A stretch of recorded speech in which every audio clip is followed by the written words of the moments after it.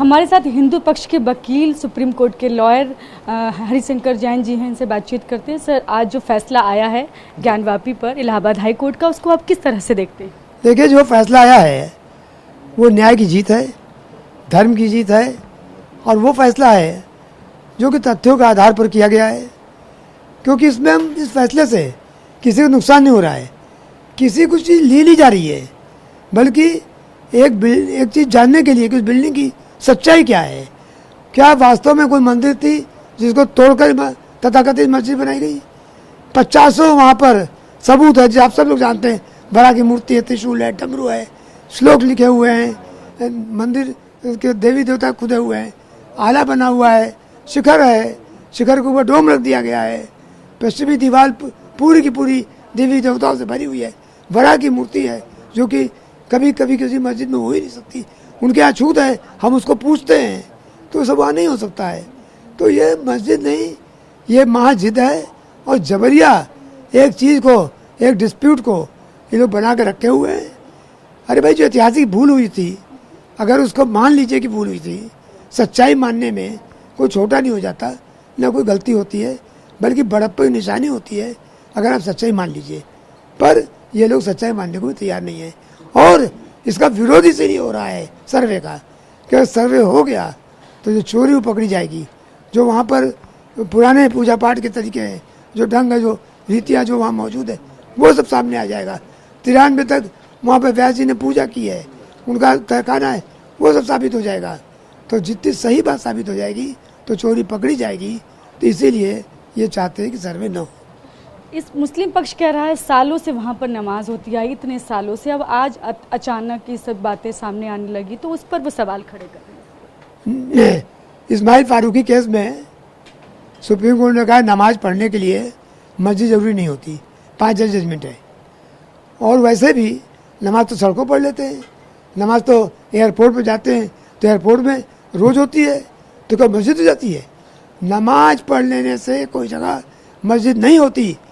Hindu law है, ये देश हिंदुओं का है, हिंदुओं को आर्टिकल 25 में अधिकार है।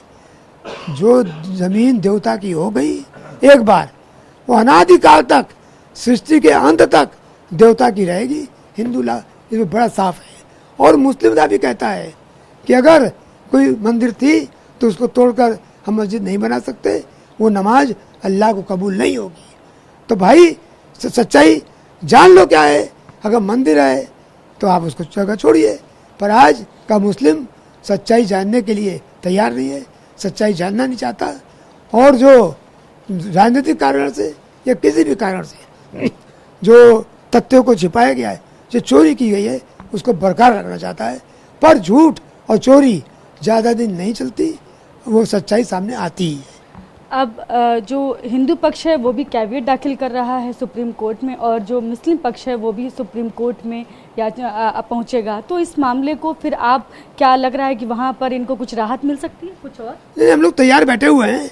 जैसे उनकी आज का दाखिल होगी, कोर्ट में पेश होगी, हम लोग कोर्ट में हाजिर रहेंगे और तुरंत उसका विरोध करेंगे, और हमारी तरफ से पूरी तैयारी है, कोई दिक्कत नहीं है।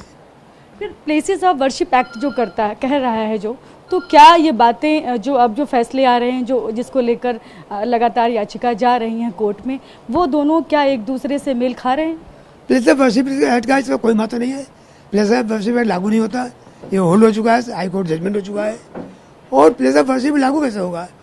93 तक वहाँ पूजा हुई है, 15 अगस्त 47 के पहले की स्थिति बरकरार रहेगी।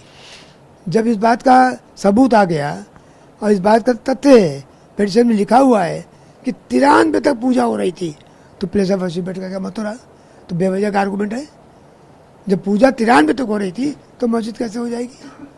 फिर तो ये बात काशी और मथुरा पर भी हो सकती है कि प्लेसेस ऑफ वर्शिप एक्ट अगर यहाँ नहीं लागू हो रहा है तो फिर उन 2 जगहों पर भी फिर नहीं होगा, फिर तो आगे की भी बात होगी। देखिए, काशी में तो लागू है ही नहीं है, ये तो बिल्कुल साफ हो चुका है। ये जो फाइंडिंग आ गई है, 93 तक वहाँ पूजा होती रही है, और फर्दर में एविडेंस से साबित कर देंगे। आज की तारीख प्लेन गवर्नमेंट है और कोर्ट ने इसको माना है। एक बात तो काशी की बात तो खत्म हो गई। रही बात मथुरा की, तो मथुरा में ऑलरेडी मैं केस दाखिल कर चुका हूँ सन 25 सितंबर 2020 को, और केस चल रहा है, वो हाई कोर्ट पहुँच चुका है, और वहाँ भी मैं प्लेस ऑफ वर्शिप में लागू नहीं होगा, इसको मैं साबित कर दूंगा। मतलब आगे और भी बड़े फैसले फिर इसी संदर्भ में आ सकते हैं एक के बाद एक।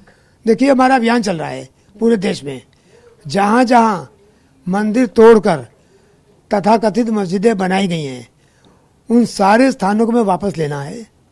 ये हमारा पूरे देश में मुहिम चल रहा है। चाहे कोई कुछ भी कहे, हमने अभियान में रुक नहीं सकते हैं। अभियान जारी रहेगा और लीगल मेथड से रहेगा। हम मुस्लिम लोगों की तरह से नहीं हैं कि बम फेंकें, हल्ला करें, शाहीन बाग की तरह रास्ता रोक लें। ये सब काम नहीं करेंगे। कोर्ट थ्रू चलेंगे, चाहे एक हो चाहे 1000 हो, पर जितने सबूत मिल जाएंगे उनको छोड़ेंगे नहीं, और जो सबूत नहीं मिलेगा वहाँ छेड़ेंगे नहीं।